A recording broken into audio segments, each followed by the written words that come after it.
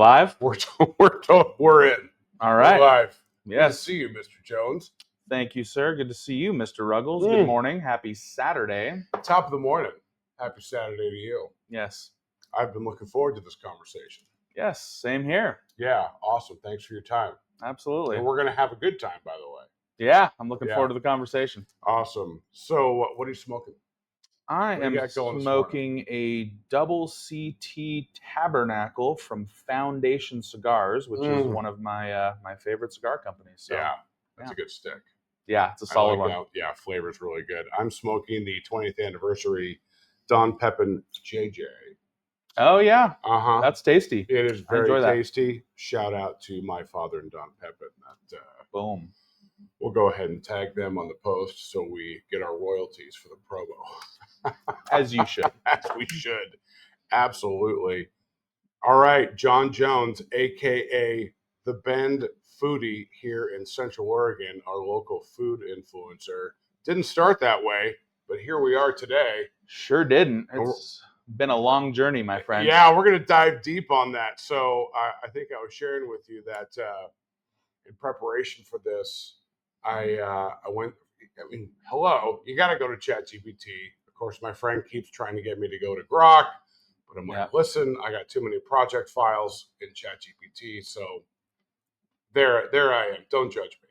No, anyway. Welcome to the club. If you looked at my ChatGPT history queue, it is ridiculous. It is literally countless dozens of entries.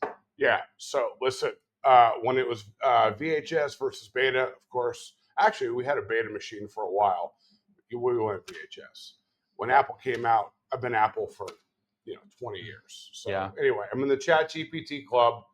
It works. Great. It's fine. Yeah, it's fantastic. Awesome. I mean, I'm not sure what VHS is, but okay. Thank you for that elderly age reference. Anytime. But anyway, so in that query, I said, all right, ChatGPT, I am interviewing the man, the myth, the bad foodie, John Jones. Summarize for me his career. And of course, I've got 3 pages of information, all the accolades, interesting, the publications, the stories. We're gonna go under the hood though today to find out the lore of the Bend Foodie. That's right. So I'm not going to regurgitate that. I'd love for you to just give a quick introduction on yourself, and then we're gonna go into how you got to be the Bend Foodie. Yeah, so quick intro about me. I grew up in Tacoma, Washington, and moved to Bend, Oregon when I was 16 years old. Okay. I actually came here because I was going through a boarding school program, actually.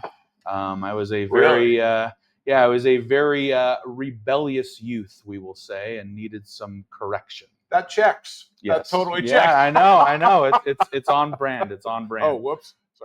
So I, long story short, I came to Bend, and after I navigated my way through the boarding school scenario, I decided to stay here, go to college. Okay. I majored in structural firefighting and paramedicine, which I would say most people probably are not aware of about me. It honestly feels like an entirely different life. Well, because it was. It was. From where you are today, for sure. Yeah, and it was just such a different focus than what I'm doing now. And there were a lot of things I really enjoyed about firefighting and the healthcare side of the industry that I was in. And then certainly some other things that just left a lot to be desired. There just weren't a lot of creative outlets for me in a very, algorithmic driven type of industry. Okay. And it just felt very confining in some ways. I just wanted to do something else that I could build and kind of put my stamp on, you know? Well, here's what I do know about you. We've been friends for a bit. Yeah. And we've had many a cigar night telling stories. Indeed. One of the things we share and is in common is kind of that background in firefighting. But I think at the heart of that is serving people. Yes. And having that desire to help people, serve people, and of course that fits. So that Yeah. that structural firefighting, the paramedicine, like you were talking about, that fits. Yeah, that's an astute observation. I mean, that was a commonality for me in terms of the draw to that Yeah. industry. Yeah. I later figured out that that just wasn't the context that I wanted to do that in. That wasn't what really, um, I guess, drove me in many ways as a human being. The work itself, even though it was rewarding, it just Sure. wasn't what I felt fit me best. My Okay. temperament, the level of creativity that I have, and finding the proper outlets to really, build something within that sphere. Well, and you say the word rebellious, and that has a negative potential tone to it, but it's really more of a, when I think of rebellious, I think more of an entrepreneur. And Yeah, you not fitting the standard mold. yeah, and Yeah, when you think about entrepreneurs, you're thinking about qualities like creativity and curiosity and drive and grit, and no one needs to tell you to do that. You just have it in yourself. yeah, And when you're in that kind of industry or vertical or company, especially within emergency services, if you will. I mean, it's paramilitary. You're part of an organization. yes, There's a structure to it, and I know kind of when I was going, danced in that role for a little bit. That didn't fit me. I don't right, take orders well, and so, but yeah, again, it's back to that entrepreneurialism, creativity, and stuff like that. So that that yeah. that checks with you too. Yeah, for sure. Yeah. And it was really a process of discovery. I mean, for me, the firefighting career path was an adolescent dream. Mm-hmm. It was something that I kind of honed in on and identified with. And again, the service side of things really appealed to me. And then, um, you know, being being a firefighter and a paramedic just has a certain appeal to it insofar as it's just such a unique industry, and the experiences that Mm-hmm. you get to have, Yeah. and the level of respect from a community perspective, and appreciation for the value of what you're bringing to that Mm-hmm. community. So Mm-hmm. those are things that were all really appealing to me. And then over time I just had to discover that it just wasn't what I wanted to do. It wasn't the industry I wanted to be in. So, it took some time to kind of figure that out. Sure. Well, aside from the altruistic nature of that, I do remember in my internship at Lake Oswego Fire Department and having the Boy Scouts come in with the Boy Scout moms. And Yeah. for some reason, we stayed in the exercise room a little bit longer, giving some demos, right, Oh, of bench press. as you should. You know, Yes. with those Boy Scout moms going, okay, how does that go again? That's a Right. true story, by the way. Yeah. I am not embellishing that at all. Well, I mean, I would consider that a community service. Absolutely. Yeah. Absolutely. Helping the youth in their leadership and development. Anyway. Yes. So, so today you're the Ben Foodie. You obviously didn't start there. Yeah. When it comes to your first career in structural firefighting and that sort of thing. So, what was the trigger? Like, how did you come down this path of the Ben Yeah. Foodie? It didn't start with food. Right. Cat's out of the bag. It didn't start with food. Right. Yeah. Yeah. I mean, Where did I it wasn't. Yeah, I wasn't exactly born this way. Yeah. Yeah. So for me, it took some years of working in working in the firefighting industry Mhm. to figure out not only that that wasn't what I wanted to do, but to really hone in on and drill down into the potentiality of all of the options I had Mhm. in front of me, because the sky was the limit. If I was going to transition out of being a firefighter, where do I go from Were you here, single at right? the time? No, I was married at the time. Oh, Yes. but you don't have any kids, at least not that we're aware of. Thank God. Yeah. No, All right.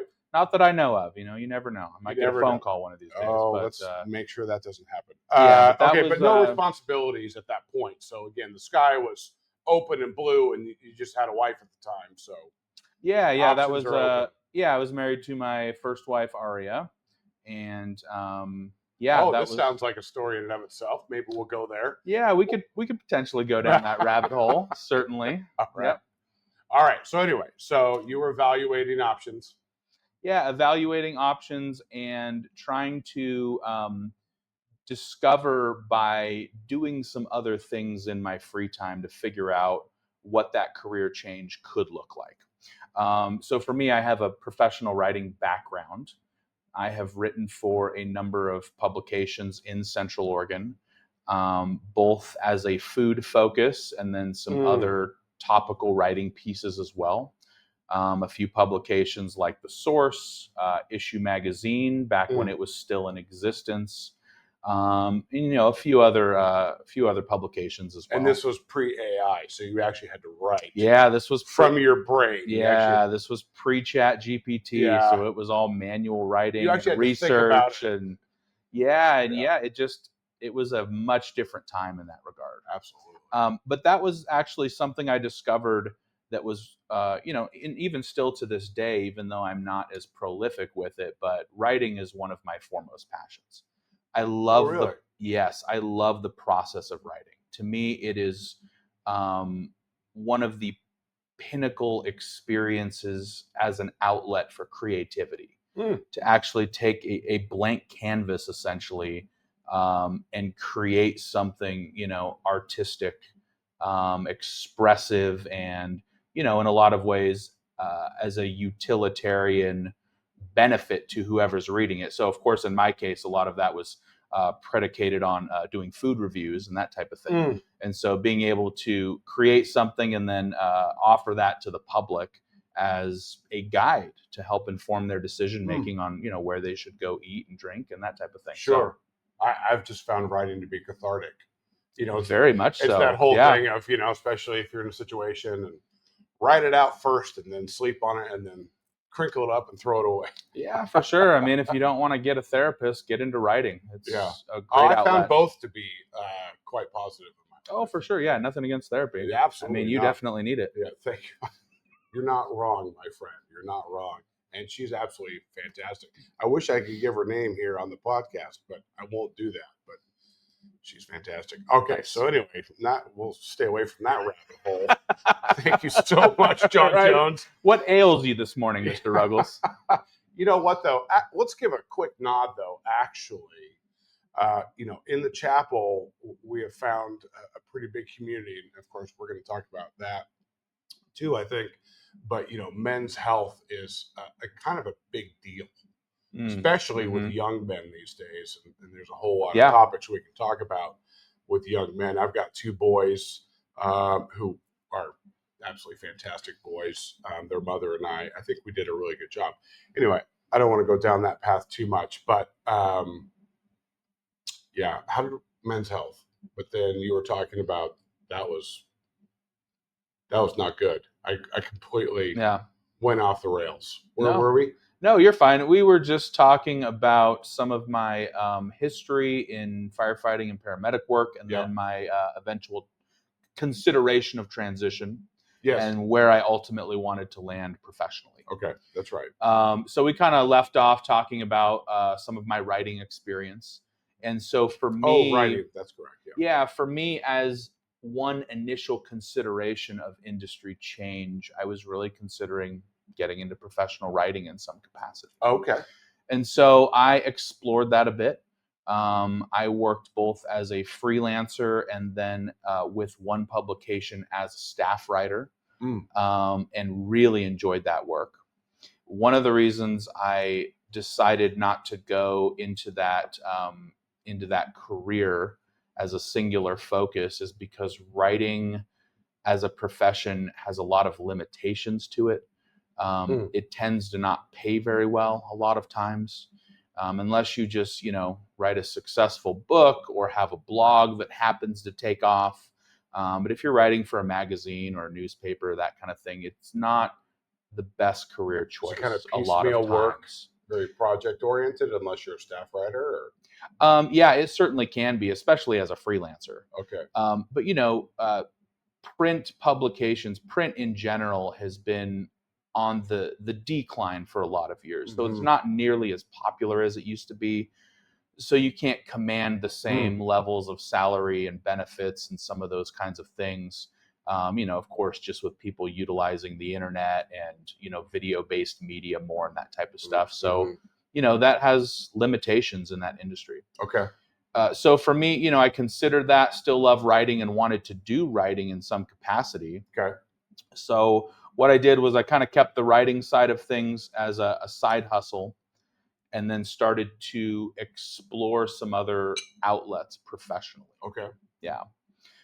So I would say that once I started writing for Issue Magazine, which was a Central Oregon lifestyle publication, Okay. I started there as a freelance writer, got promoted to a staff writer, started focusing a lot more on food. And then some of the people who are associated with that publication, one person in particular, who was one of the gals that ran the publication, she was very much a local notable person. So she was very public facing. She was well known in the community. She was entrepreneurial. And she was also on the forefront of very early influencing. And so she was, I would say, a forerunner in Central Oregon in the influencer space. Okay. Yeah. Is she still in Central Oregon? She is no longer in Central Oregon. Okay. And there's a whole storied set of things with that person, which I won't get into now. But just simply to say that there were things that she did, though, that I respected very much and connected with, like just her lifestyle as an entrepreneur, being in the public sphere and having a voice with an audience. That stuff was just kind of intriguing to me. Sure. Yeah. Yeah. Kind of seeing a model of how that works. Yeah, in that exactly. day and time. Yeah, It's obviously absolutely. matured a lot since then in terms of the influencer space. Yeah, very much so. I would say back in those days, so that was, I would say around 2016-ish. Okay. Which, by the way, that's wild. That's only, 9 years ago? Yeah. I mean, in the grand scheme of things, it's not that long ago. It's not that long ago, but it's dog years. Feels like a lifetime ago. Sure. Yeah. I was a different person. Bend was certainly a much different area, and I was in a completely different career. Yeah. So I was still doing, at that point, so backing up a little bit, I had transitioned out of firefighting for the most point around 2016-ish. I was still doing a little bit of work here and there, but I decided that I really didn't like some of the firefighting things that I was doing as a career for different reasons. So like the politics of it, or just like some of it was politics and the culture. Okay.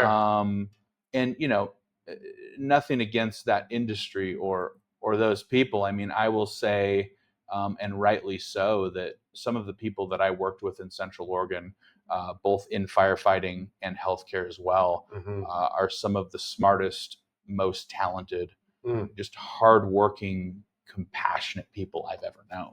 Yeah. Incredible humans that work in those industries. Oh, absolutely. Absolutely. But yeah, there were just some things that just, did not resonate with me. Yeah, they didn't fit personally. Right.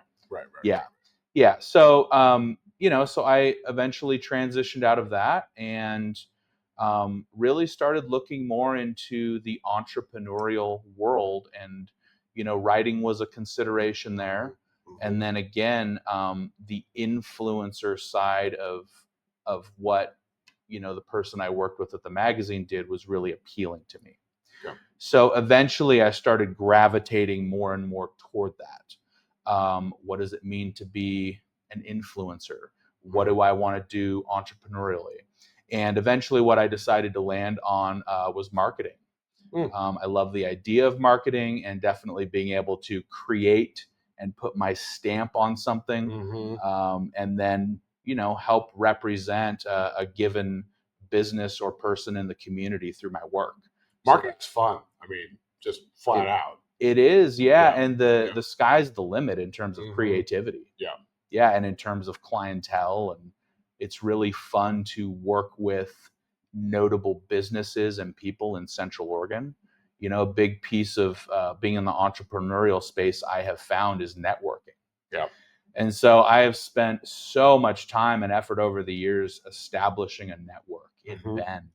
And, I'm very grateful that I get to connect with some incredible people here in Central Oregon, certainly. Yeah. And the side of marketing that I really enjoy as well is just, the audience identification, learning characteristics, learning markets, what resonates with people, what's the voice, what's the tone, what's the message, Exactly. what's Yeah. the positioning, how do you frame things? Because, it's really hard in today's day and age to identify the right audiences, the right markets, and then put in that creativity to craft messaging and position it that will actually translate into action, right? So yeah, that's a great way to say it. For me, it's like trying to figure out putting together the pieces of a puzzle. Yeah. How do I put together this picture accurately and best represent each client and, the marketing focus and the strategy and the campaigns that we build to help best represent their brand. Yeah. With an ever-changing kind of generational attitude towards marketing, right? I mean, you've just got this whole, generational context with the young people and Generation X, The millennials, and demographics, demographics and all that stuff. So, but here's the one thing that ChatGPT didn't tell me about you because it's super personal. Yeah. So you didn't start with food. You started with something else, and this is a totally loaded question. Yeah. What did you start with in your journey in terms of your curiosity around food and bev? Yeah. So that's essentially the Bend Foodie Origin story. There we go. Yeah. So really, before I started getting a keener interest and investment in doing food review, where that journey started for me was just a curiosity about Scotch. So the alcoholic spirit Scotch. It was always one of those things that just fascinated me in terms of the lore of Scotch, the history of Scotch, which is just so rich, and the people who like to drink Scotch. Right here. Yeah, just had some 14-year Balvenie Caribbean cask the other night, and it was perfect. Yeah. Oh man, so good. Yeah, absolutely. Yeah. And so for me, I was like, Scotch just seems like a really cool thing to get into. That's where it started. It was very crude. It was a curiosity. It wasn't developed. And so I remember one day I decided to just go out and buy a bottle of Scotch specifically, like not spirits, just Scotch. Scotch specifically. Okay. Yeah, and it was a very bottom shelf bottle. I'm trying to remember what it was. It might have been like a Doer's Dew or just something that was absolutely heinous to drink. But that's where I started. I didn't necessarily know any better. The Swisher Sweet of Scotch. That's a good way. That's a good way to say it. Yeah. This stuff was rough. I mean, you could utilize it for both drinking and cleaning out your engine in your car. Yeah. So I just started experimenting though with sipping Scotch. I started bottom shelf. Which was a rough entry. I would not recommend that if you're interested in getting into Scotch. But there is something to that. I mean, developing, flavor context and reference points. I mean, it's one thing to start out with a Macallan 25 versus starting out with a Macallan 12. You kind of need to develop it to appreciate it, don't you think? Yeah, for sure. And I would say if someone's jumping into a Macallan 25, they just wouldn't be able to fully appreciate it. I mean, I think they could certainly identify the fact of it tasting better and being smoother than something that's more entry level. Sure. But they couldn't get into the complexity of the tasting profile and the nuance of the flavor notes, which is something I learned later over the process of actually developing my palate. So that was a big thing for me early on as I was getting into Scotch. It was a very rough introduction, but I stuck with it. Okay. And started drinking better Scotches over time, and then discovered that I had actually acquired a taste for Scotch. I had developed my palate a little bit, and started enjoying it. I would say for me, the first bottle of Scotch that I bought that was at least approachable a little bit smoother, Mm-hmm. had a few flavors that I could actually identify at least a little more clearly, was Johnny Walker Red. Okay. Yeah, so blended Scotch, of course, most people know Johnny Walker. But you wouldn't feel awkward to actually provide that to somebody. Like, yeah, if someone was a novice level Scotch drinker, Mhm. I think a Johnny Walker Red is a good recommendation for them. now, if you offer that to me, I'd be like, what is with this swill? Yeah, you would probably hit me, and rightly so. And I don't drink Johnny Walker Red now. Right. Because to be honest, it's not bad. It just kind of bores me. Sure. It doesn't get me excited. I don't enjoy drinking it that much. It's rough. It's a little rough. Yeah. But long story short, I continued on in my journey of discovery with Scotch, and noticed my palate getting better over time, and I started appreciating nicer Scotches more over time. Okay. And so somewhere along that journey, cigars entered the picture. And cigars for me, How did they enter that picture? Was yeah, it a friend? Was it a colleague? Like, yeah, good question. I think like most guys, I had at least a few experiences over the years of smoking cigars here and there, bachelor parties, a few friends' birthday parties, some of that kind of thing. Mhm. And was never really into them. I kind of liked the idea of it, but I never decided to really get into cigars previously. Right. So for me, getting into cigars was very similar to Scotch. It was just a curiosity. Mm-hmm. It piqued my interest. And of course, a lot of Scotch drinkers tend to like to smoke cigars and pair the two together. It's kind of a PB&J situation. Yeah, they're very comfortable bedfellows. Mm-hmm. So I decided to pursue that intrigue. And again, just went out, bought some really rough bottom shelf cigars, bargain cigars, started smoking them. Also a rough introduction to cigars. Okay, I but didn't these have weren't any gas station cigars. I mean, you were at least going to a tobacco shop. Yeah, Is that fair? that's fair. Okay. Yeah, actually, early on, and obviously, we're having the podcast here at the Cigar Chapel in Bend, Oregon. Shout out! It's a destination lounge. Let's be very clear. Yes, it is. I mean, it is. Yes, it is. So I started coming in here and buying cigars over time, and then eventually, again, I started developing a palate for cigars. Yeah. And the flavors started opening up to me where I could actually recognize what the flavor notes were.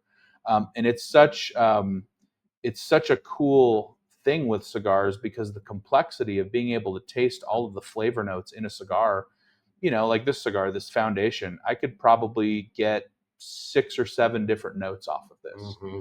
But when I started, there's no way I would have been able to actually taste these and define what they were. Right. Cocoa, earth, coffee. Yeah, exactly. Leather, nuttiness, all the things. Yeah. And so, similar to food, there's a lot of complexity in cigars when it comes to the palate and tasting flavor. And I think a lot of people don't understand that about cigars. Right. And it's like anything, it's the same with food. It takes time to develop your palate. And a palate is not necessarily universal with certain things.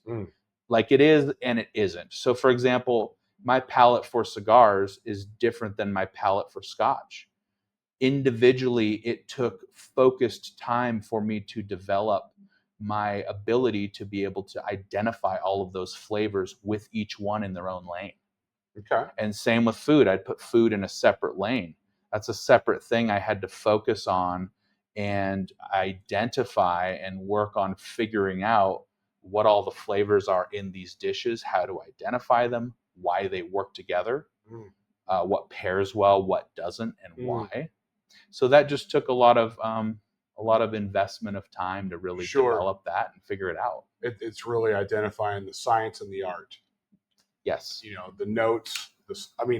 You're talking about the note of a cigar. I'm also thinking of things like the structure of the cigar. How well does it burn? How does it ash? Those kinds of things. Where the average person's just thinking, not that. They're just thinking about smoking a cigar. The only thing they know to do is don't inhale. Don't inhale. Yeah, that's a big no-no. Yeah. Well, you'll do it once. Yeah, and then you hopefully learn your lesson pretty exactly. immediately. Yeah, but to your point about the complexity of it, there's a lot that goes into cigars, and one of the things that I know you and I both appreciate is just the art form of rolling cigars, the people that are cigar rollers, and the decades of time that they put into it, and yeah, we can appreciate the hands that made this cigar. Right now, you get into box press and you get into some other manufacturing techniques, but to have a premium hand rolled cigar in itself is an experience. Oh, absolutely. Yeah. Yeah, and that's a great point. I mean, as a consideration, I mean, this started as a seed in the ground that was grown over years of time. Yeah. And then harvested, cut, blended into a recipe. Sure. That's how I tend to look at cigars. Every cigar is its own recipe. Yes. And then, shipped from another country here to the States, and now it's in my hand and I'm smoking it. That's an unbelievably incredible process if you really break down what it takes to get this to the consumer and me smoking it. I mean, that's just such a fascinating thing. And then, of course, there's just such a cool history with cigars too. Absolutely. So you presented a really good point earlier, actually, John, with this idea, this idea of applying knowledge to the palate, and in this case with cigars. Because I find that the more knowledge I have about the history of cigars, the process of what it takes to make them, regional tobaccos and how those affect, everything from the color of the cigar to the taste of the cigar, the quality of its characteristics, that really enhances the smoking experience. Just like with food, just like with Scotch. It's the more I know, the more I know knowledge-wise, the more it really enhances this experience, because it's essentially marrying together your intellect with your emotional feeling about it to the actual palating experience. And it really just makes it a lot more fulfilling in that regard. Absolutely. And I think part of that fulfillment too is cigar culture. And we've talked about cigar culture. I think it'd be good to talk about that in this conversation, because cigar culture is so, how to describe it? It's very inclusive, especially here at the chapel. It's if we use our modern terms, it's a safe space. Yeah. I mean, it really is. You can have people from all over the political spectrum. There's something about, to just call out politics, but there's something about the chapel and cigar lounges across the country where you can have like-minded people from a cigar lifestyle perspective. And you actually can, at least in my experience, have bona fide conversations without these just emotionally triggered, crazy conversations that you see online or other places. Yeah. Are we having a technical challenge? No, I think we're okay. If you want to hit, or I can hit this button, just make sure we're dialed in here. I think we should be all right. Okay. Yeah, I think we're good to go. But to your point about cigar culture, and we experience that here at the Cigar Chapel, of course. We have a very solid core group of people that are here regularly. And it's just interesting because we all come from very different backgrounds, different temperaments, different social and political beliefs, and yet we all can kind of come together in a relatively agreeable most of the time. Hey, listen, there's ball busting. I mean, there just is. 100%. And there should be. Yeah. It's just part of the culture. That's absolutely true. But the fact that we can all come together with such different backgrounds and styles and people around cigars is just such a cool concept to me, because this is a big unifier among all of us. And we may not have ever connected with some of these people outside of this space. That's true. Yep. Yeah. So it's fascinating to me. Yeah. All right, so we've gone from kind of this early career in service and firefighting and paramedic kind of career. We move into writing, and that writing path, writing careers. No, we're not going to go down that, but you're still doing it. You launch into this kind of personal journey into Scotch, and really more of a framework of not looking at Scotch of just a spirit in a bottle, but really kind of researching it, learning about the origins, learning about the craft of Scotch. Yeah. So then you move into this world of cigars. Again, just another amazing kind of Yes. product, if you will, to use that same kind of curiosity and learn about cigars and Yeah. the blends and the tobacco and all the things that go into that. At this point, though, you're not, are you? Are you an influencer in cigars, or is again more of just a personal journey of Scotch than cigars? Yeah, that's a good question. I, on a very, I will say, as a dilettante in the cigar review side of things, certainly always as a hobby.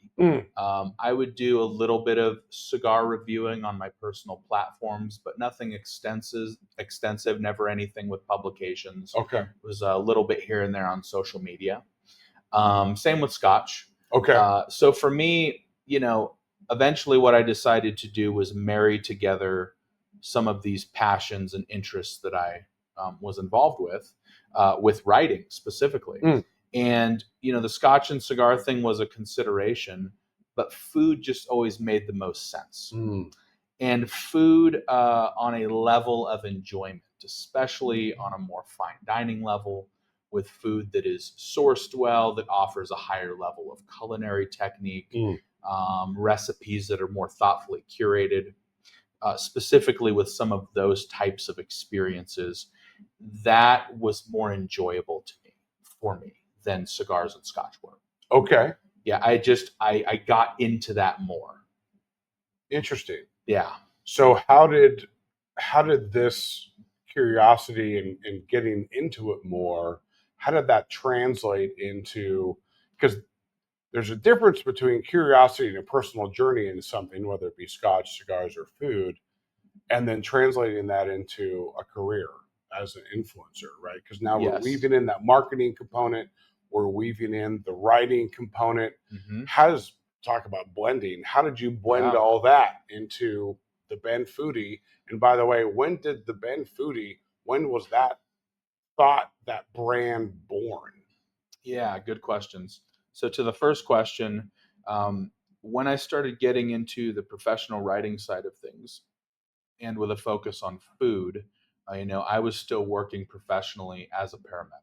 So I was still in healthcare at that point. Oh, okay. Yep. Okay. And so I was starting to consider more and more writing as a potential career transition.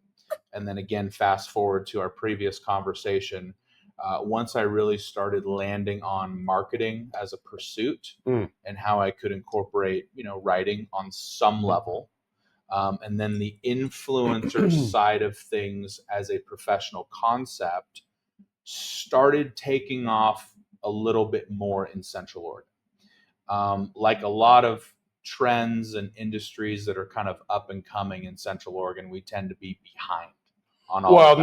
let's just pause there for just a moment, because for those people who don't know about Central Oregon, let alone Bend, we're in the middle of the state. Yes. We're in a land island surrounded by mountains. We are geographically isolated. 100%. So, we're not in Portland. We're not even close to Seattle or any kind of metropolitan area. We're really known for our mountains, our river, our forests, not necessarily the food scene or the culinary scene. Yeah, this is an outdoor destination mecca. Yes, 100%. Yeah. And of course, we're very much a tourist town. That is a huge component of our industry. Yeah. And a lot of dollars come to Bend through that route, through tourists coming and visiting every year. Yes, it's the main economic driver. Yeah, and it's a massive influx. I think the last time I looked at the statistics, this was some years back, but we have a tourism swell every year that is over 1 million people I think it was 1.5 when I looked at it years ago. I don't know what the current statistics are. Yeah, and they're all on the river. Oh yeah, yeah. That river gets congested. That's for sure. Everybody's out there floating, but it's still awesome. Yeah. And by the way, floating the river with a cigar. Yeah, that's a fun experience. That is a very fun experience. For sure. Of course, I've got my for all you environmentalists out there. I've got my portable metal ashtray with a lid. So just to be clear, I'm a good steward of the river and my smoking. So yes, way to cover yourself. Yeah, exactly. Because someone's going to say you're smoking on the river. Yeah, yes, I am. Keep the hate comments down. Yeah, exactly. But anyway, so again, putting Bend to Central Oregon into context a little bit in terms of tourism. So, food.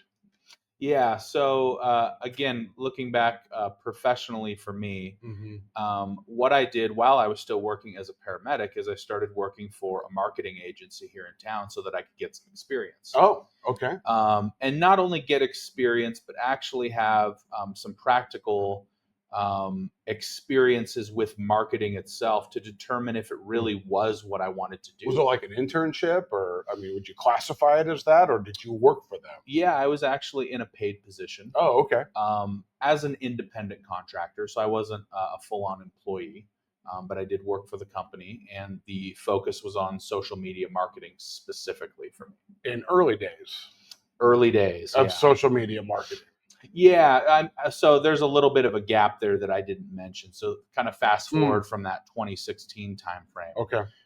So back around end of 2018, early 2019 ish is when I worked for the local company. Okay. And so I kind of cut my teeth there a bit, getting that experience. I liked the work. I decided that is what I wanted to do professionally and as a main focus. And so I decided to launch my own marketing company. Any notable brands that you worked with that was very interesting to you in that time? Yeah, so I would say once I launched my own company, there were definitely some early on food trucks that I worked with here in Central Oregon. Oh, food trucks. We could do an hour podcast just on the food truck scene. Yeah, that's a fascinating topic in Central Oregon because without having actually looked at the statistics, I would venture to say that we probably have one of the best food truck scenes in the entire country. And I wouldn't be surprised if we had some of the most food trucks, period, in Central Oregon per capita in the entire country. Per capita. I mean, when I was looking at some of the registered food truck numbers in Central Oregon, it's been a couple of years since I've looked at that, but I think we had something like 350 or so registered food trucks in Central Oregon. Now, of course, not all of those are up and operating.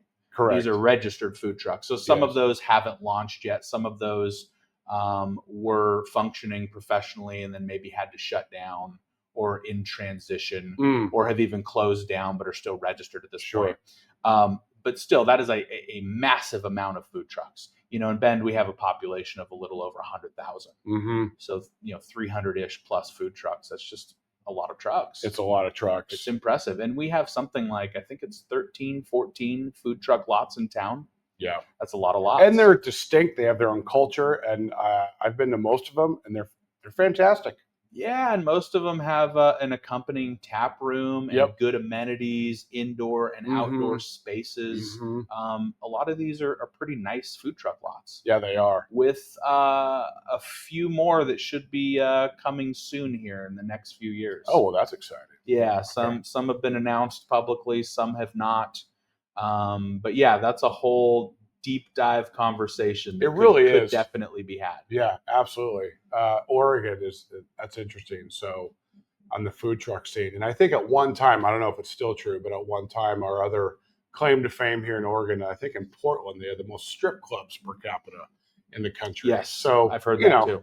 Yeah, that's been around for a while. So yeah, keep it weird, Portland. Yeah. Yes, keep it weird. Okay, so getting into the food scene again, let's keep going down this path of the Bend Foodie and how you transitioned into a career. So you got into marketing a little bit, started your own marketing company. Yep, launched the company, and let's plug your company name. Thank you. Yes, of course. Upper Left Digital Media here in Bend. And we tend to work with a lot of small to medium-sized businesses. Good. Definitely a lot of food and beverage focus for my clients. Which makes sense. Yep. But I work with a number of other non-food industry clients as well. And a lot of the work that I do revolves around digital marketing specifically. So website design and optimization, search engine optimization, Google business page management, social media marketing, professional video and photography services, logo design, branding, graphics, a lot of that type of thing. It's a lot. It's a lot, yeah. Yeah. And speaking of a lot, there was a lot of on-the-job training that was involved for me, not having not only a marketing background, because aside from the place that I worked at for about a year, I didn't have any other professional marketing experience. I had kind of some crude marketing experience and worked with some people who were in marketing over the years, but not on the level where I'm actually getting paid as a marketing person. So there have been a lot of things I've had to figure out as a newer business owner, because I hadn't owned a business prior to my marketing company. Also being in the entrepreneurial space with all of the endeavors that I had, that's definitely been a process of discovery. And then, of course, the influencer element of things. Again, I had to build a lot of that from the ground up, and especially on the influencer side too in Central Oregon, because there weren't really influencers around that I could look at as an example of what they were doing or how this is supposed to be. So a lot of that stuff I just kind of had to figure out on my own. Interesting. Yeah. I'm wondering, so when you kind of, again, I'm just thinking of your journey in a linear fashion. It's not always linear. It's kind of a chutes and ladders kind of thing, at least for my career. But the whole idea of focusing on food, that was also kind of a culture thing within the media, right? Food networks coming online, right? I mean, a lot of focus on food and just all the characteristics around that. You had the early days of, I mean, I'm older than you. You already made a reference to that. Scotch. Yeah, thank you. But, you had Julia Childs back in the day. But then you fast forward and you've got Emerald. Right. You've got, and then I'm thinking of like Guy Fieri, right? Like three kind of markers in this idea of food and media and focus. Yeah. Yeah, which is a great point. I think that with food becoming such a popular, trendy topic, and the Food Network was absolutely instrumental with this. But it kind of made food really sexy and approachable and interesting, fascinating. Yes, fun. Like some of these TV shows. Like for me, one of my all-time food heroes is Gordon Ramsay. And people have mixed opinions on Gordon Ramsay. I actually think he's a really solid dude. I think his TV persona is contrived in a lot of ways. And when you're in that setting, that's something that you have to do on some level. But yeah, some of his stuff, just watching him, his passion for food, his knowledge of food, how incredible his palate is, his culinary acumen, all of that stuff just really fascinated me, because like here's this guy who is all in this industry, and is very notable in the industry. And a lot of people know about him, and he's very influential. And so that always just resonated with me. So like one of his early shows, Kitchen Nightmares, to this day is one of my all-time favorite shows, and I have binge watched many an episode of Kitchen Nightmares. But when I think of Gordon Ramsay, I think what he brings to the table, if you will, no pun intended, is a respect for the profession. Absolutely. And I think that's where his passion comes out, is this just absolute, resolute respect for the profession, for food, and for that culinary experience. Absolutely. And that's where that comes out.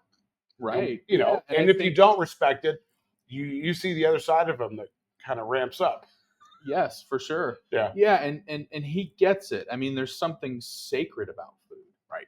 And to think about food as a history, especially restaurants as a history, and where food started and how it has evolved over the years and what it has become today is incredible. What people have discovered and figured out over time with curating recipes and how to take food and create it into countless renditions, and how, kind of more pure regional cuisine has evolved over time. And, speaking of Emerald, introducing that element of fusion cuisine and taking the culinary techniques and ingredients of other cultures and actually blending them together with different regions and creating something that's completely brand new and different. Right. And I'm a big fan of fusion food. I love it as a concept. It's another layer of fascination and intrigue and discovery, because you're not just creativity. Yeah, you're not just tasting the basic dish from its origin. Now you're introducing other elements of complexity and difference that are part of that palating experience. And it's just, it fascinates me to no end. I thought of you. I went on a trip this summer over to Greece. And in fact, I've got something I want you to try. There are these butter beans. Okay. And these butter beans, they're large. They're large butter beans. But this chef over in Greece has made a dessert out of these butter beans. Okay. With cardamom and sugar. He boils the hell out of them. And he makes these butter beans, cardamom butter beans, that are incredible. And it plays with your head. Yeah. You're like, wait a minute. It's a legume. It's a butter bean. It should be umami. It should be savory. It should be something. And it's not. It's sweet. It's a dessert. And they put it with this Greek yogurt. Lights out. It is unbelievable. Is it not savory at all? It's sweet. Okay. It is a candy bomb in your mouth, and it's a butter bean. Yeah. So I would imagine it's probably very rich and creamy. Oh. Because it sounds interesting. Nailed it. Yeah. And he just tried it in his kitchen. Okay. Like, because we were asking him, like, how did you come up with this? And he was like, he didn't speak much English, but his son-in-law was able to translate, and he literally just tried it from his kitchen. And I wouldn't. Someone should get with this guy and really commercialize it. Yeah. It wouldn't be as good, but anyway, yeah. So the creativity of fusion and taking foods that have a certain lane and then just completely messing up that lane and doing something different. Yes. That's fun. Absolutely. Yeah. Yeah, that's cool. Yeah. Interesting. Okay, so let's just cut to the chase. When was the Ben Foodie born? Yeah, good question. Born on date. Yeah, so as I was exploring influencer, not marketing, I would say, but just developing a voice in the community, developing an authority and a level of expertise in the community with food review. Yeah. Which I did initially just through some of my personal non-branded social media pages. So, for example, on my personal Facebook page, I would do food reviews. I would just post them on there, in an organic capacity. And so fast forward to around 2019, that was when I first decided to brand as the Ben Foodie. And so had a professional logo created. Which is great, by the way. I love the logo. Oh, thank you. Yeah, it's a fun cool. logo. Yep. Yeah, so started branding as that, and really started pumping up my efforts with putting out content in terms of food reviews here in Central Oregon. So I did that primarily on Instagram, like a lot of food influencers do, like a lot of influencers do, period.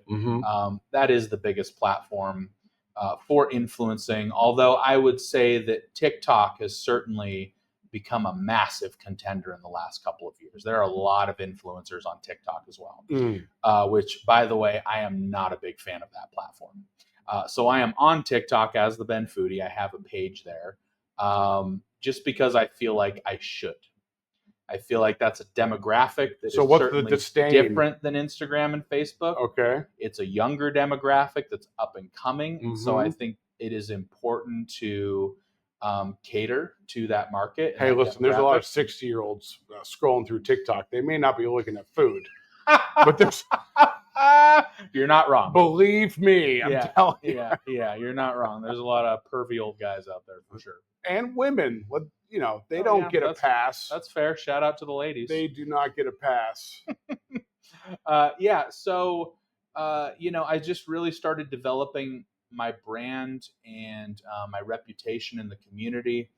And I didn't jump all in during that time.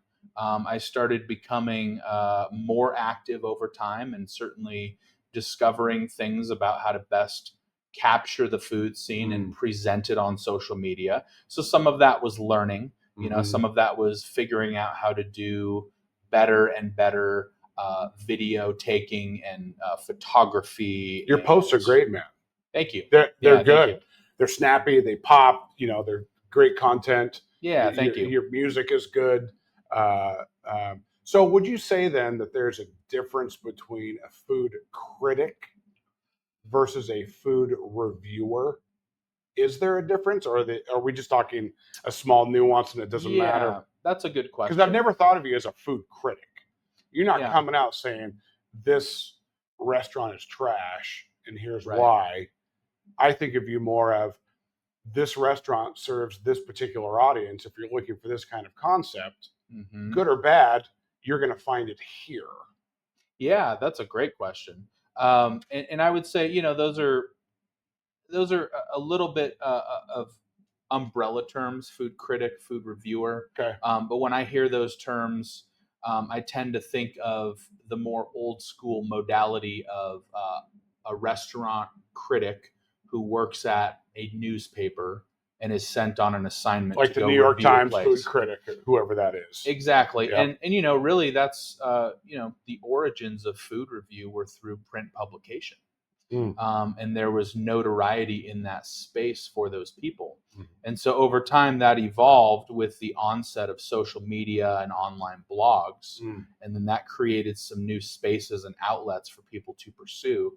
So I'll say when I first started, the food critic side of things really appealed to me. And I started moving toward that. And then I eventually learned a lesson with our demographic here in Central Oregon, which is that when you're working in a professional space as someone who is reviewing local food and beverage, if you are too critical, that can create a lot of backlash from the industry and locals. Bend, which I love this about Bend, Bend is very much a support local community. And even though, we're over 100,000 people now, but Bend still has a lot of a local small town mentality, especially for some of us that have been here a lot of years. I've been in Bend. And for those of you moving in, we want to keep it that way. Just saying. Right. I don't care if you're coming from California, Washington. We want to keep it. We like our culture. So let's not change that too much. Yeah, and that's a good way to say it. I mean, there are a lot of locals who certainly are very vocal in their complaints about not wanting people to move to Bend. I'm a little bit more. As they just moved here a year ago. Yeah, the irony, right? Yeah, exactly. And for me, it's like most of us have come from somewhere else who live in Bend. There aren't a lot of true, born and bred Bendites here. So, for me, it's like I came from somewhere at one point. Yes, but you've been in Bend a while. A long time, 26 years. Yeah, I've been here 34 plus. Yeah. I think I'm a Bendite. Absolutely. Yeah. I consider myself one as well. Yeah. This is home for me. I've spent a lot of years here, and I've also, invested in the community in a lot of ways. Yes. Which I'm very grateful that I've been given opportunities to do that. And so, yeah, I mean, I'm kind of the mind that it's like, yeah, welcome people into Bend. Yeah. Welcome them when they come. And at the same time, yes, let's maintain aspects of our community and culture here. Even though it needs to evolve, it will inevitably evolve. Absolutely. And in some ways, I want to see more more creativity and diversity of people and culture here, certainly.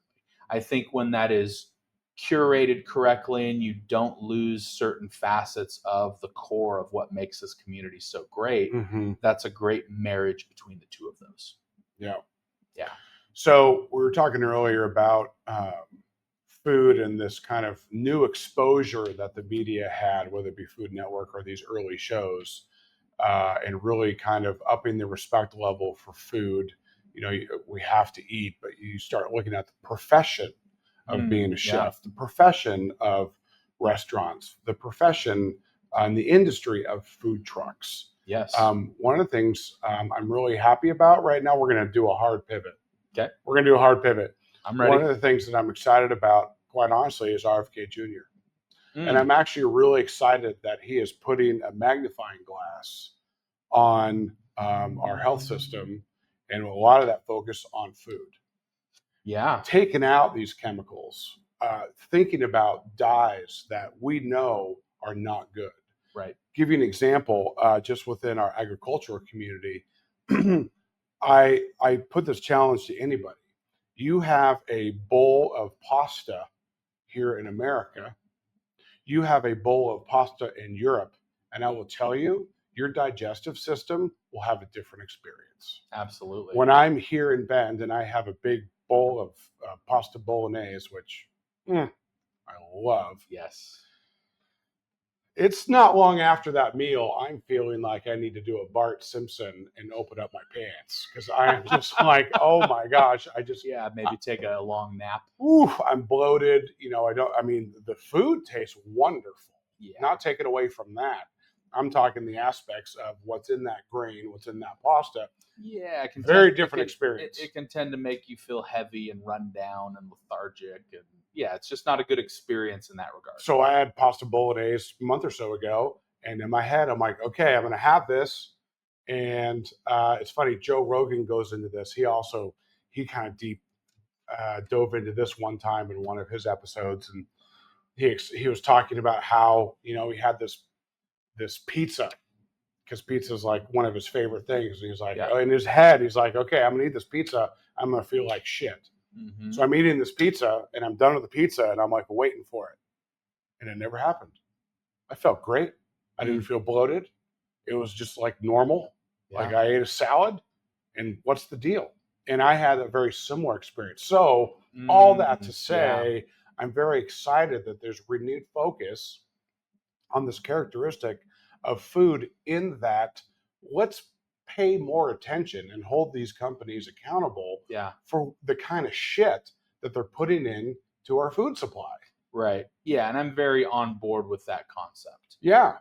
And, you know, we're talking about someone who is a political figure. And of course, we're not trying to make and controversial in and of his own, you know, career. Yeah. Yeah. And we're not making things political here. Of course, we're focusing on the food side of things. Right. But I absolutely agree. I mean, some of these artificial chemicals and dyes and the stuff that we put into food is so nasty and bad for our bodies. And other countries ban them.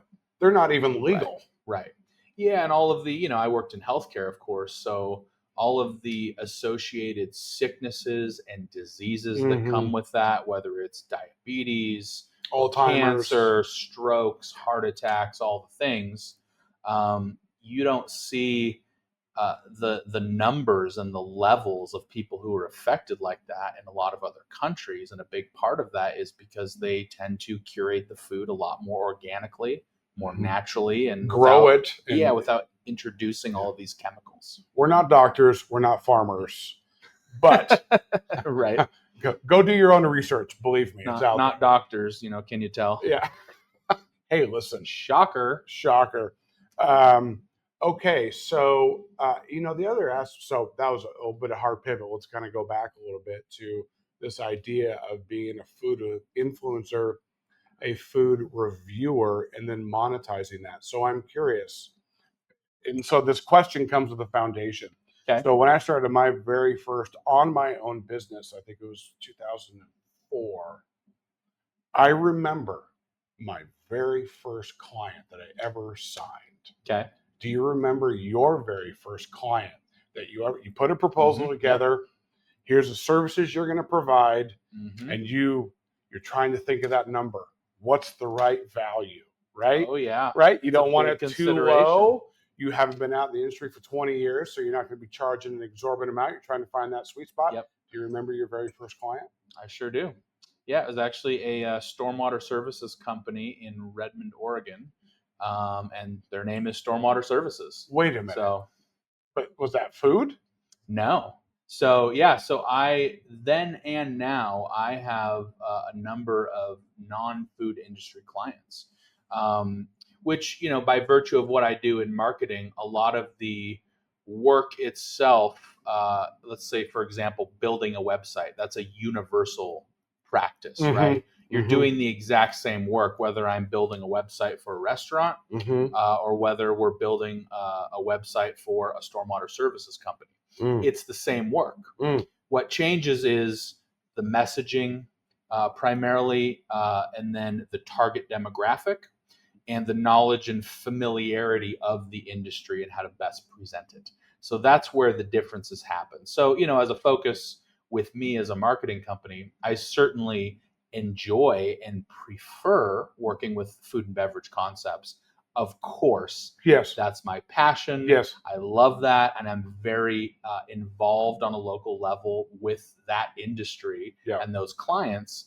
But that work at the end of the day is very universal. And so I don't limit myself just to that industry. I work with other non-food in your marketing company concepts as well. I did not anticipate that answer. So let me, it's like a chat GPT prompt. Garbage in, garbage out. All right, let me refine my question. Do you remember your very first Ben Foodie influencer client, whether it be marketing for a food company or a review? Who was that, and how did you measure the results of that? Yeah, so it was a few concepts here in town, but it started with their initial food truck, and it was Blooma's Chicken and Waffles. Okay. Yeah, so they started out, I think this was their first location, if I'm not mistaken. They may have had a different location initially for a shorter time. Okay. But over at Rivers Place, the food truck lot here in town that was, over by the former Costco location, I should say. And yeah, so I worked with them for a number of years. And then eventually the owner, Cliff, ended up launching a few other concepts as well. So it was Blooma's Chicken and Waffles first. And then I think the next concept was Abe Capana's, the Detroit pizza place here in town.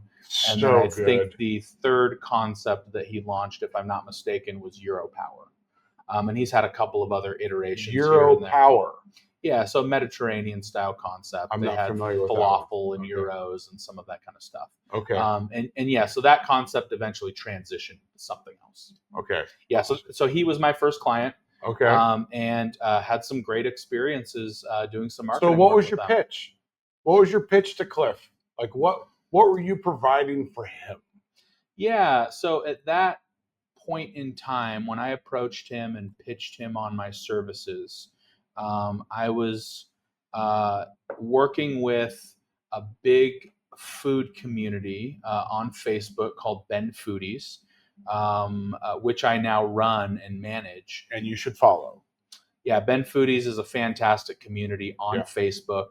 It is the largest food and beverage community here in Central Oregon. We have over 22,000 members, which is crazy to think about. Starting from nothing to 22,000 members. Congratulations on that. That takes a lot of work. Yeah, it absolutely does. And it's a lot of fun. Yeah. I love our community. I love what it represents. You're so full of shit. It's so fun. Folks.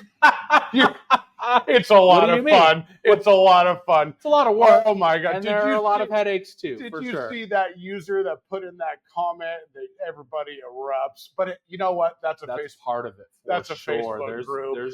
Oh yeah. And like anything online that allows people to comment and have conversations. Sure.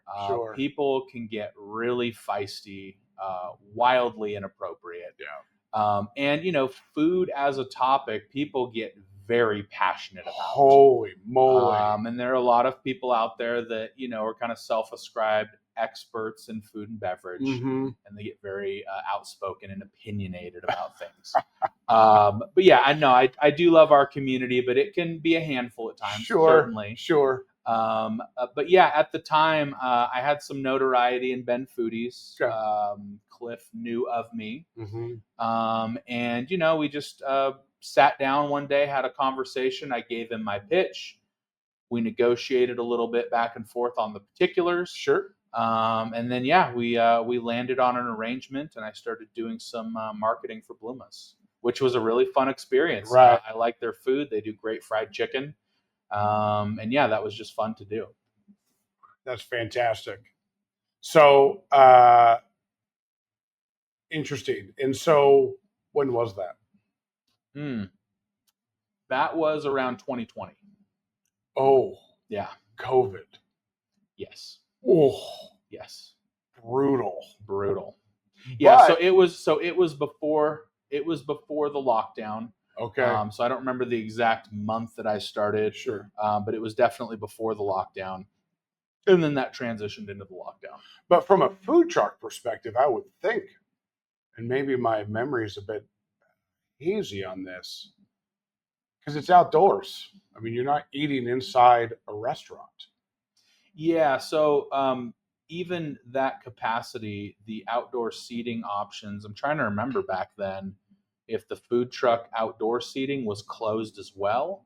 And it seems like it was, because there was still the social distancing considerations. Yeah, and we were in Oregon. And we're in Oregon, so we had some really extreme lockdowns. I have nothing good to say about that. Compared to other states around the country. Yeah, nothing good to say. But a lot of what happened during that time as a transition, for, in this case, my food truck client, is that they pivoted to doing pickup and delivery services. Okay.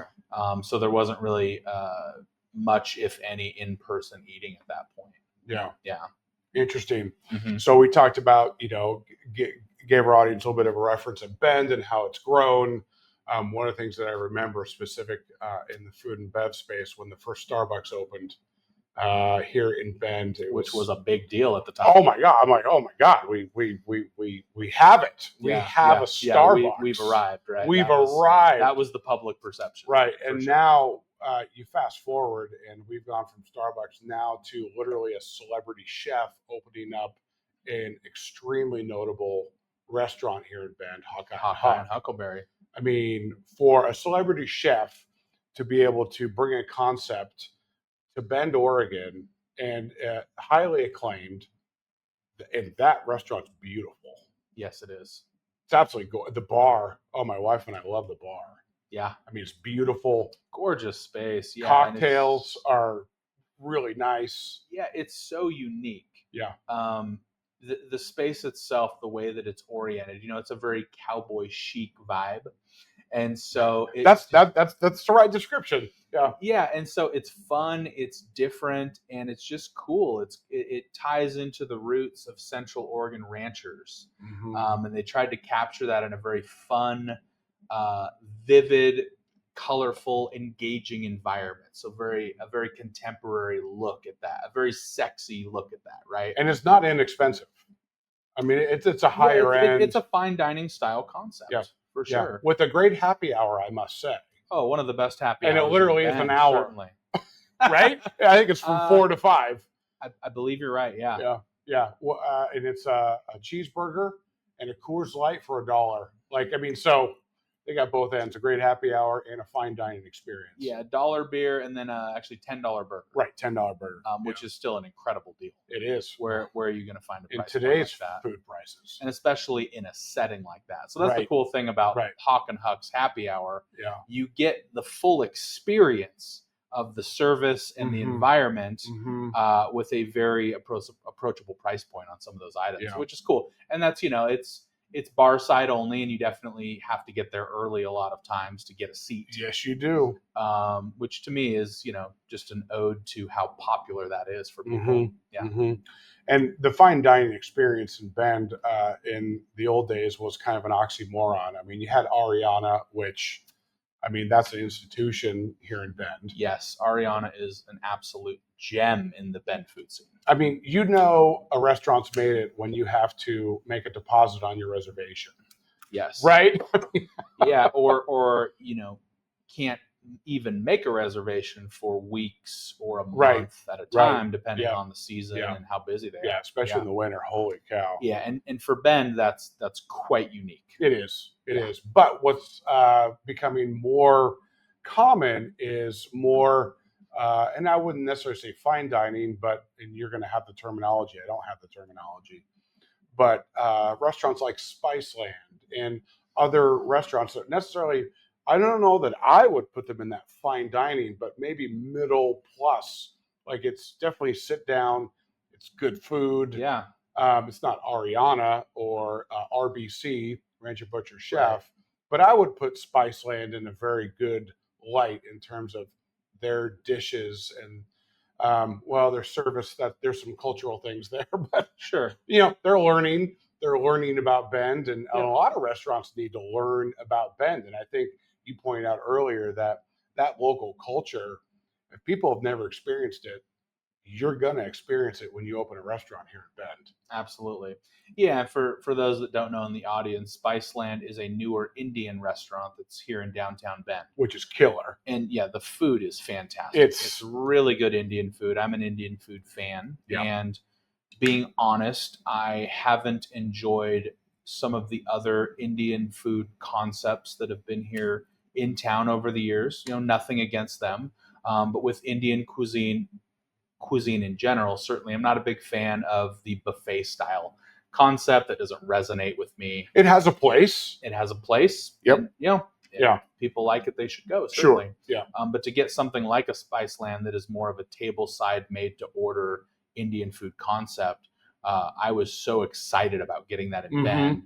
And then fortunately going in and having the experience, it lived up to the expectation I had hoped for. Yes. And we got to give a shout out to the bartender because their cocktails are pretty out of sight too, which to get both sides of that equation, good Indian food with a really good curated cocktail. I'm using your terminology. Yep. I mean, that's pretty fantastic. Yeah. Shout out to Craig Hansen over at Spiceland. Absolutely. For doing a fantastic job running the bar and making some really elevated cocktails. Yeah. And so to the point of your original question about categorization of fine dining versus something like a Spiceland, which I would quantify as an elevated food experience. Okay, I was looking for that. Like how? Yeah. Yeah, so not fine dining, but high quality food. Yes. And, a good experience in terms of it's a beautiful restaurant space. You can also pair with really great cocktails. They have, I believe, the most extensive Indian beer list in town. So it's great to go into the restaurant and have that as an option.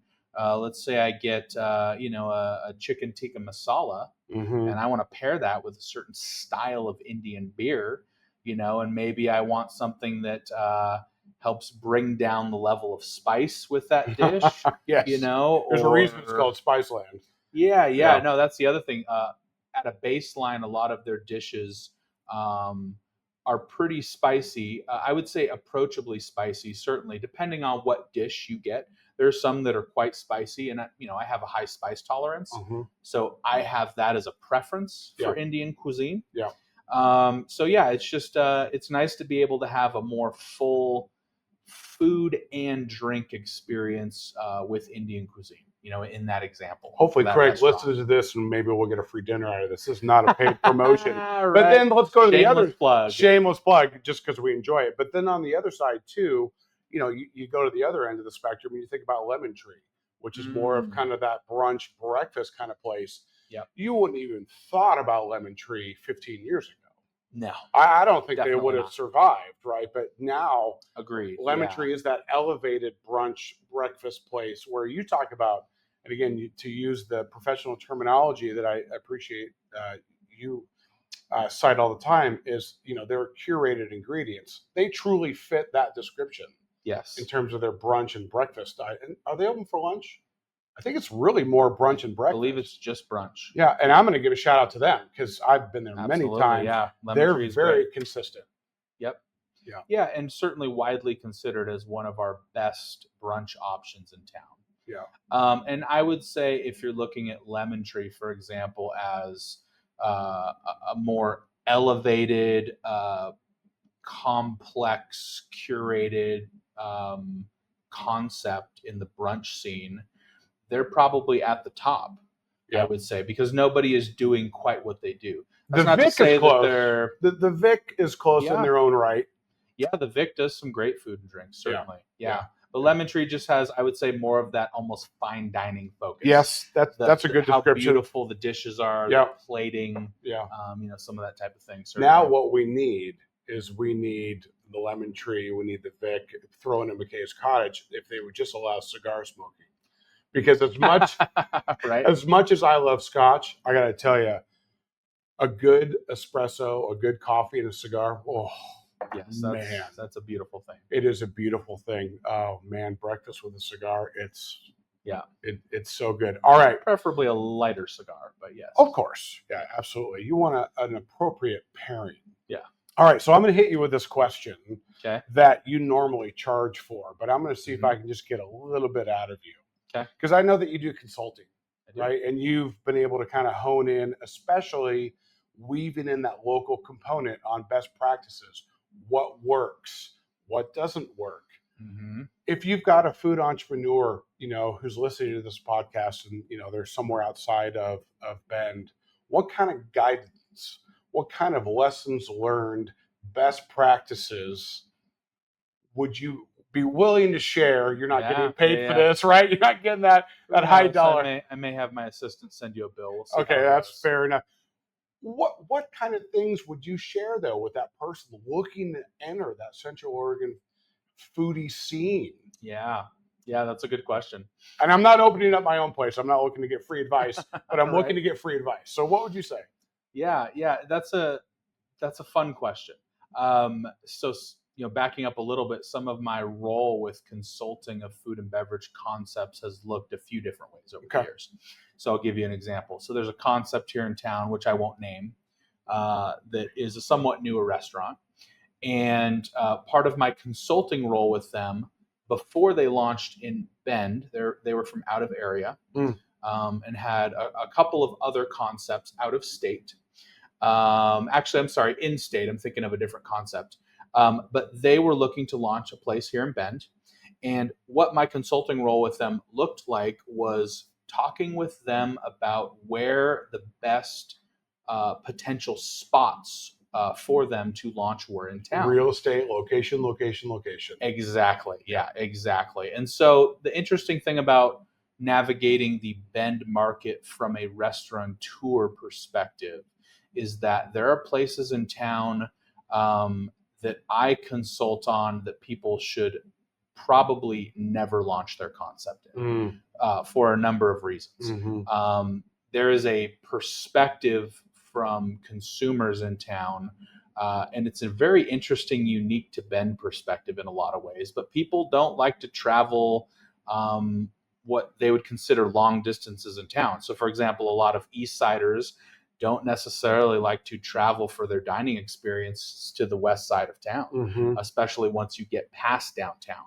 So Century Drive, for example, Northwest Crossing, up north where the malls are, or further south, I would say down past Reed Market area. Okay, all right. So that is a big barrier in the mind of a lot of Bendites.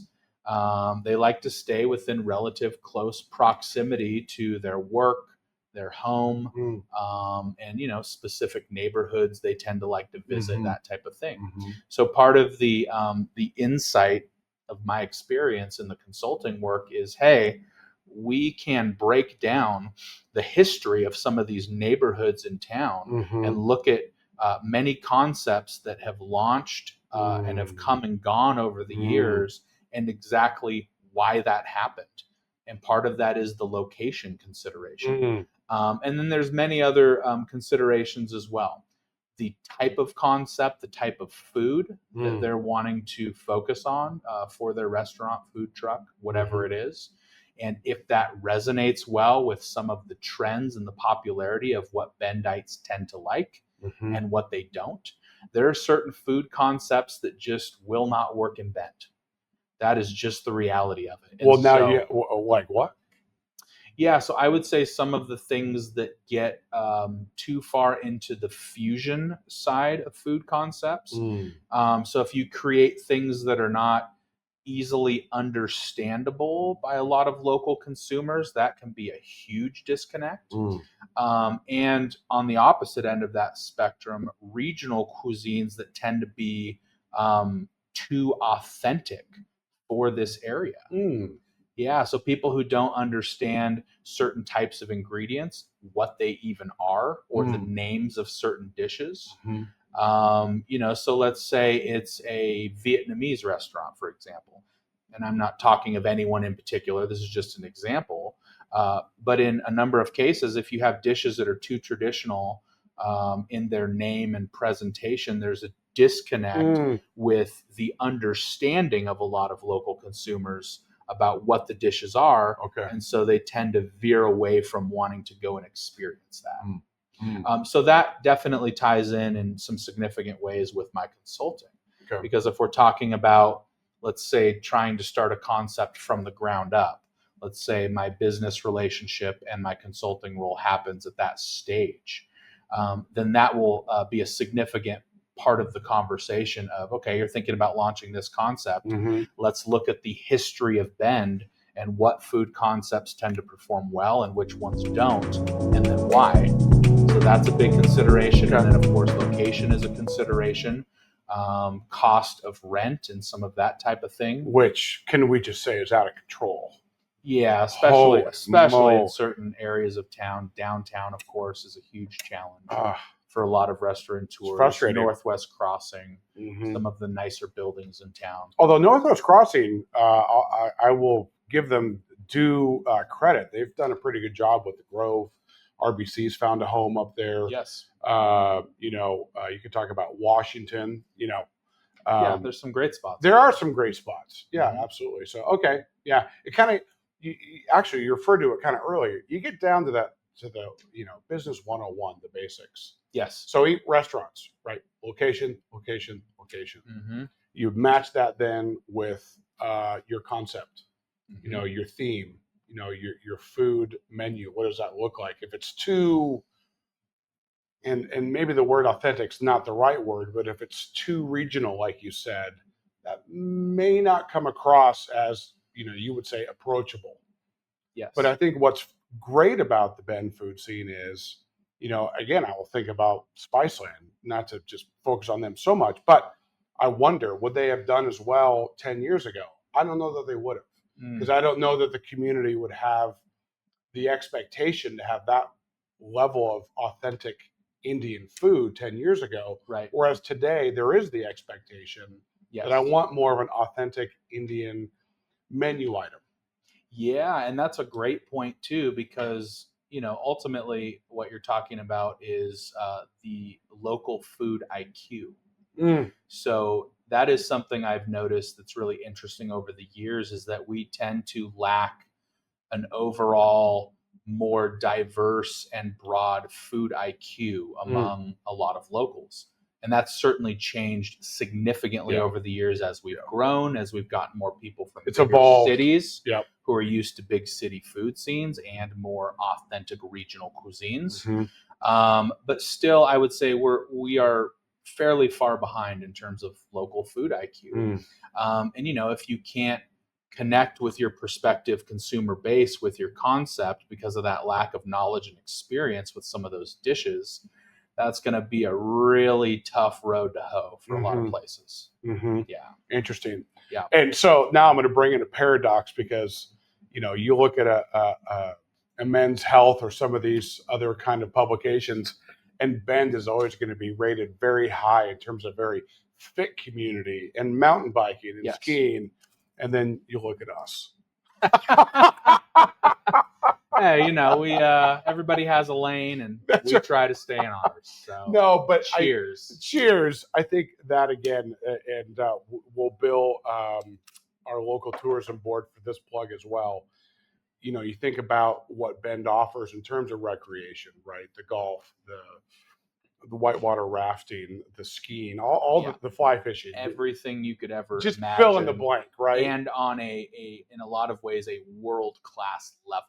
Absolutely. Yeah. Right. People come here to go to Mount Bachelor, to do, whitewater rafting, to climb Smith Rock. Yeah. Those are destination areas. And to now have a food scene that may not match it in terms of the level of lore that Mount Bachelor has or Smith Rock, but the food scene definitely is getting more elevated to kind of match that. So now you're getting both sides of that equation. Yeah. A great recreation scene that's historical and been experienced for decades. Now with the food scene that's, I don't know if it's on par. I don't know if you would say it's on par or we're getting up there.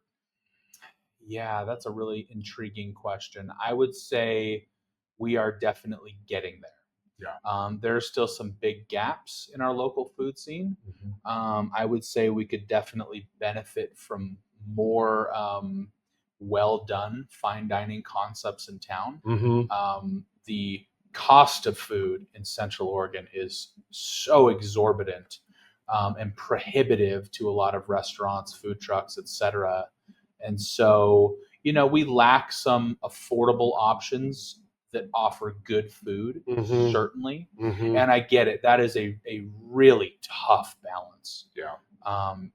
To figure out. And, my heart goes out to a lot of restaurateurs. I have a lot of close friends and colleagues in the professional space that are restaurateurs. Yeah. And, at the end of the day, these are people who have families and are trying to take care of their families and pay their mortgage. Right. And, do all the things. And to try and navigate all of that in such a remarkably tough industry is insanely challenging. I mean, I've had some long sit-down conversations with friends and colleagues about this topic, and it's so tough. Yeah, it's so tough. And so, I have a huge amount of respect for restaurateurs. Oh man, I think the world of them. A lot of them are incredible people and just built differently. I don't think most people can get into the service industry and specifically in food and bev.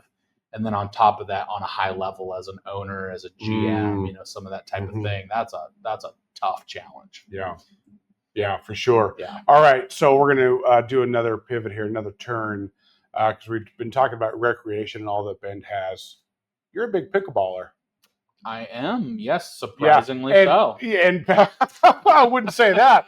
I mean, you smoke me on the pickleball. I'm not a good pickleball player. You're a very good pickleball player. I'm pretty good, I will say. I've also spent a lot of years playing consistently, and I've done clinics. I've participated in the tournament setting. I've had memberships to both of the pickleball clubs that are here in Central Oregon. So I've spent a lot of hours developing my pickleball game. And Bend's becoming a little bit of a pickleball mecca. It's a Pine Nursery. They're adding courts. A destination spot. It really is. So speaking of tournaments, we have some really big notable tournaments that happen here in Central Oregon, and people travel from all over the Pacific Northwest, different states to come here and perform. And it's not just Bend. I mean, Redmond. They also have some great pickleball facilities as well. So that phenomenon definitely. Premier Pickleball out in Redmond. Yeah, the pickleball phenomenon has hit Bend for a number of years now. Yes. So and to that point, we actually got in really early in pickleball. With Pine Nursery Park being developed and all of the courts out there. Early. So we were ahead of the pickleball trend. And pickleball one of the few is times really we've been ahead of the trend. Yeah, pickleball is definitely on the upswing right now in terms of its popularity. It's continuing to grow at a massive rate. I think there's pickleball TV, for crying out loud. Oh yeah, there's professional pickleball players and they're televised. So people are actually getting paid and sponsored now on a professional level. I think we're going to see pickleball in the Olympics. I don't know why you wouldn't. I can almost guarantee. Yeah, I don't know why you wouldn't. Right. Yeah, no, that makes totally sense. Yeah, so it's nice that we got in early because I got early exposure. Yes. Because of that.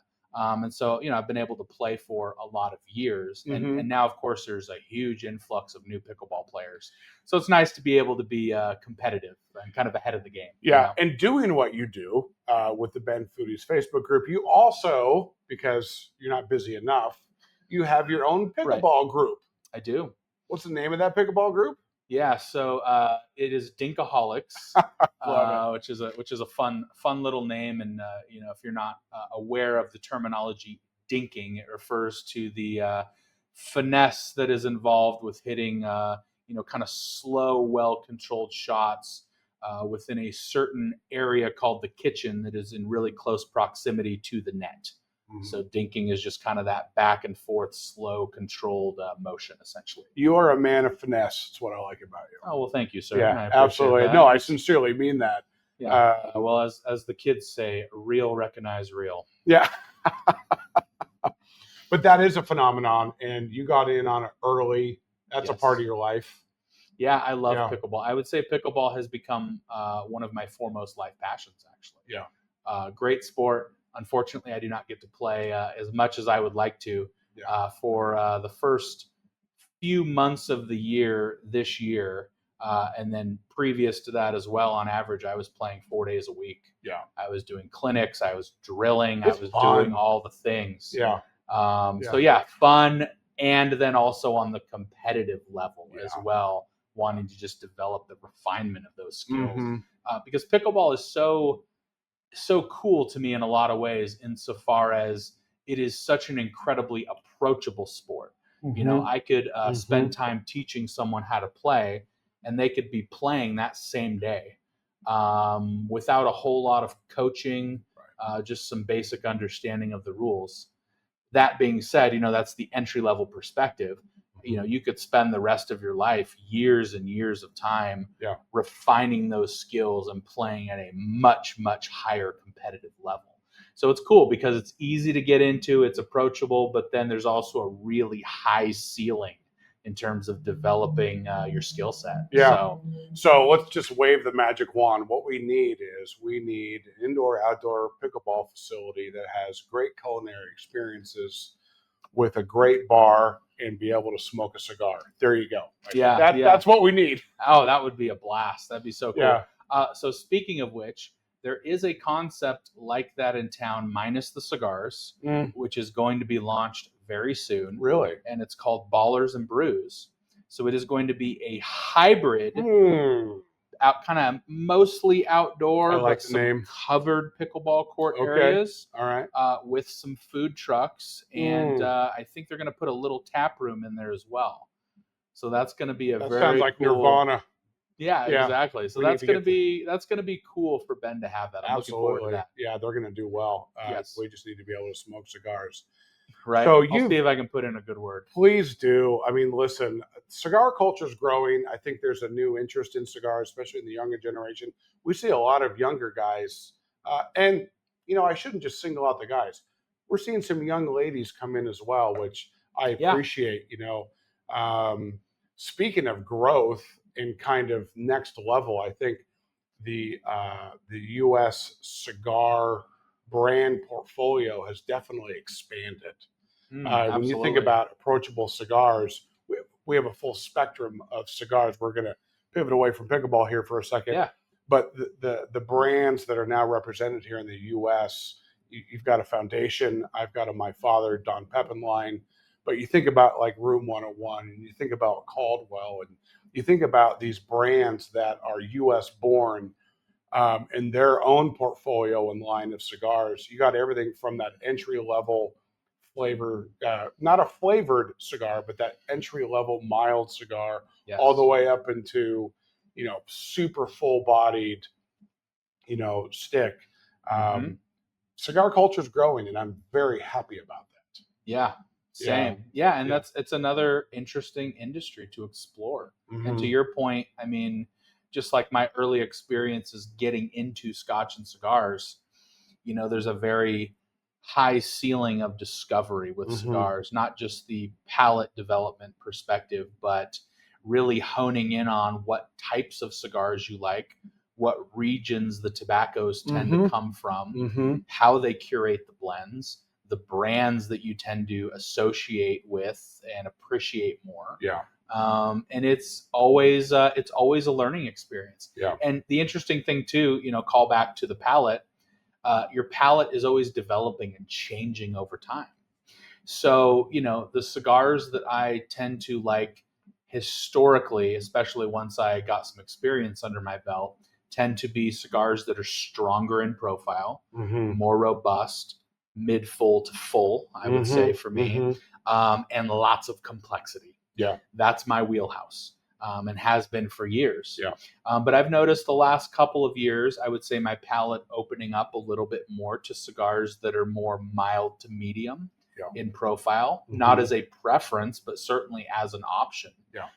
And, you pair that, I find a lot of times with the mood that you're in. Right. And, sometimes that coincides with what was the meal I just ate. If it was a heavier meal, for example, I might veer more toward a mild to medium style cigar, something that's not as heavy, something that's not as aggressive, complex, something I don't have to think about as much. Do you like the Sober Mesa Brulee by Dunbarton Tobacco and Trust? Yeah, so I'll preface by saying Dunbarton is one of my favorite cigar brands. Okay.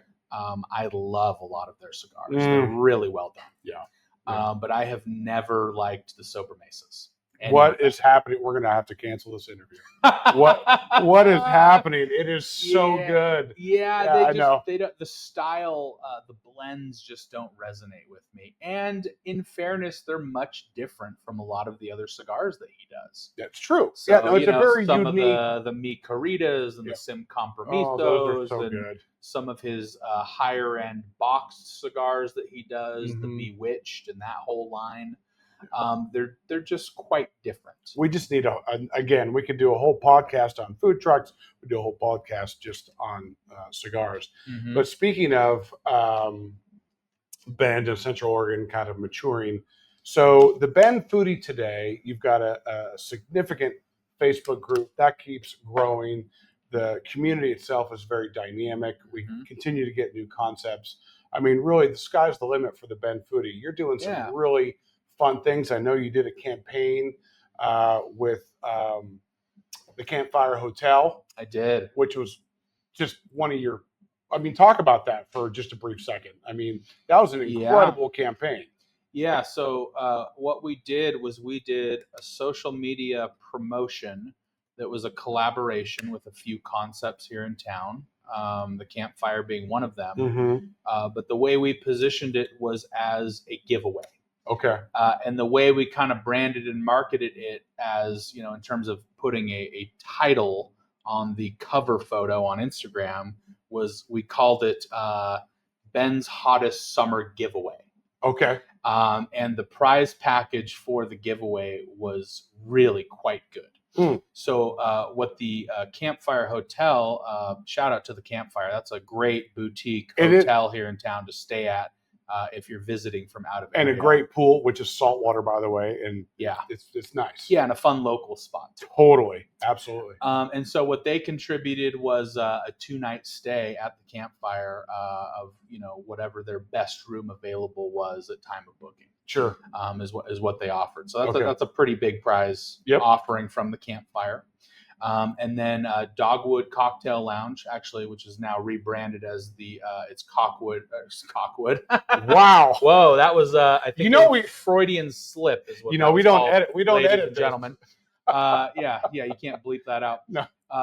Dogwood at the Pine Shed. There's the terminology I was looking for. So they are a cocktail lounge and a food truck lot. They actually originally started in downtown Bend as just a cocktail lounge. Fantastic concept in that iteration as well. So now they've transitioned over to the food truck lot in the Bend Central District, and so they contributed a $300 gift card, pretty substantial, and then 5 food truck lot vouchers, and they have 7 food truck lots. Really? Yeah. So the winner got all 5 of these vouchers as part of the package. And then we also had Oregon Spirit Distillers, also in the Bend Central. And they've been around for a while.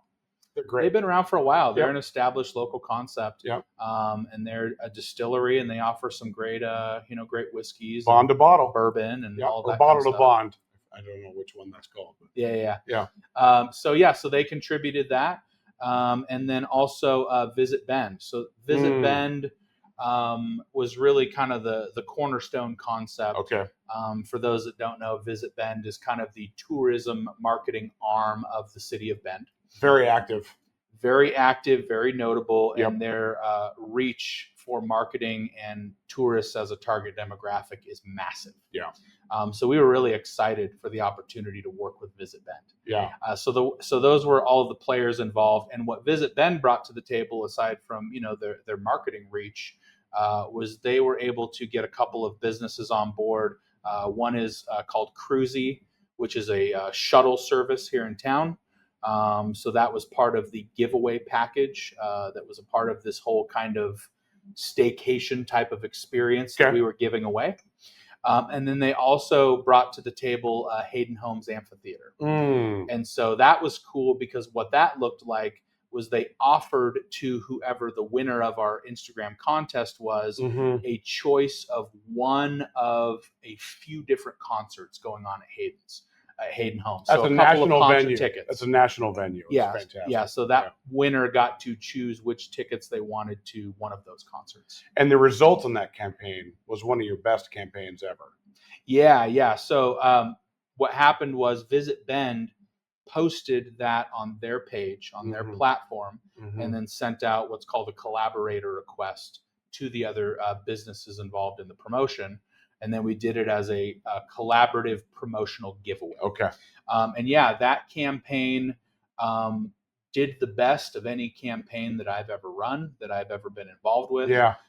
We ended up landing on around, I believe it was 76,000 views. It's awesome.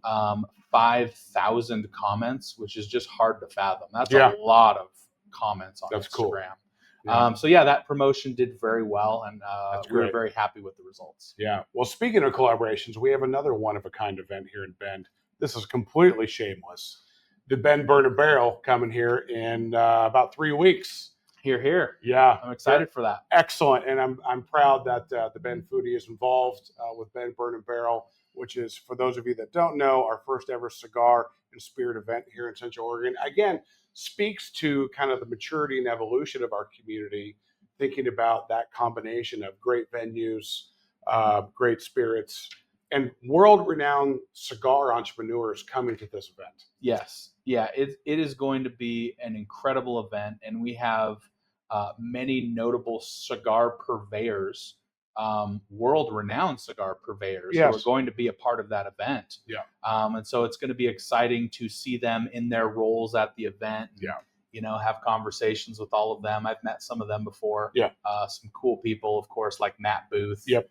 Robert Caldwell, just some big players in the industry. Yeah, and then we're going to add in the guys from Apostate. We're going to add in Juan Lugo from Don Doroteo. Yes. And to have them all in one space, that's going to be a good time. Yeah, I'm looking forward to it. Yeah, and I will, of course, be there in a VIP capacity. Absolutely. So I'm looking forward to experiencing that side of the event, certainly. Yeah, it's going to be really, really fun. So go to benburnabarrel.com, get your tickets. By the way, we're also doing our own ticket giveaway. We're actually raffling off 2 tickets to the social night on Saturday at Crater Lake Spirits. Shout out to Crater Lake Spirits. They're also another very notable distillery here in Central Oregon, beyond Oregon Spirits. So again, that scene, everything really is just kind of leveling up, which is great. Yeah, absolutely. Yeah, awesome. So Ben Foodie, you're on the move. Yes. It seems your campaigns, your engagements, you're everywhere. I mean, I'll call you. One day you're at Brasada. Next thing you're at Sun River. And then you're in Sisters. Yeah, I am a prolific bastard, I will say. Certainly. I am out and about all the time, which I love. Yeah. I'm definitely a gadabout. Yeah. I love trying out new places, old places. And just, the social side of the experience too is a lot of fun. Yeah. Because I get some really neat opportunities to, for example, sit down tableside or bar side with restaurant owners, GMs, service staff, just some really cool people who are notable in the local industry. And so for me, that's just such an enriching, fun experience to be able to do that and have some of those conversations. And, if you were a fly on the wall to some of those conversations, it would be incredibly interesting and intriguing to hear some of the perspectives. Right. some of the behind the scenes happenings in our local food scene, things that happen, in the kitchens, and the challenges of actually running a food and beverage concept in this town, and rightly so, some of the frustrations, of being in this industry here. So, well, I'm super excited for the Ben Foodie trajectory. It's been really fun to kind of be your friend, watch your career grow, see where it's going. I mean, it really is a delight to see where you're going, and to use the word, to see your influence in action, and really at the heart of that, and that is helping people with their, whether it's restaurants, their concepts, all the things. So I appreciate what you do for our community. It's only enriching the community. I also know that you're involved with nonprofits as well. You actually brought me to the Giving Plate, which is an incredibly reputable nonprofit here in Bend, helping families with food insecurity. So wonderful organization. Yeah, it really is. The work is. they do in this community is incredible. And they're the largest food pantry in Central Oregon. And some of the work they do helping people with, as you mentioned, food insecurity issues in Central Oregon is tremendous. And they really target and help work with some of our most vulnerable demographic here in Central Oregon. And very notably, a lot of their kids-based programs, I'm a big supporter of. And I think that work is just incredibly invaluable. And they're just continuing to grow and get bigger and their better, business model is great. Extend their reach. And their whole team over there, whether it's Renee, from the top down, to people who just go and volunteer their time there on a Saturday, taking food donations and categorizing them and packaging them up. Just a tremendous industry and group of people. We're going to have to meet again. We're going to need a part 2. There's so many things I want to ask you about. Let's do it. But this has been a really fantastic conversation. I feel like this might be a good place to land. So thank you for your time. Like I said, I'm excited for your brand, the Ben Foodie, and all that you're doing for our community. And been a lot of fun, my friend. Absolutely. Cheers, my friend. All right. This is great. Cheers. Keep doing the good work.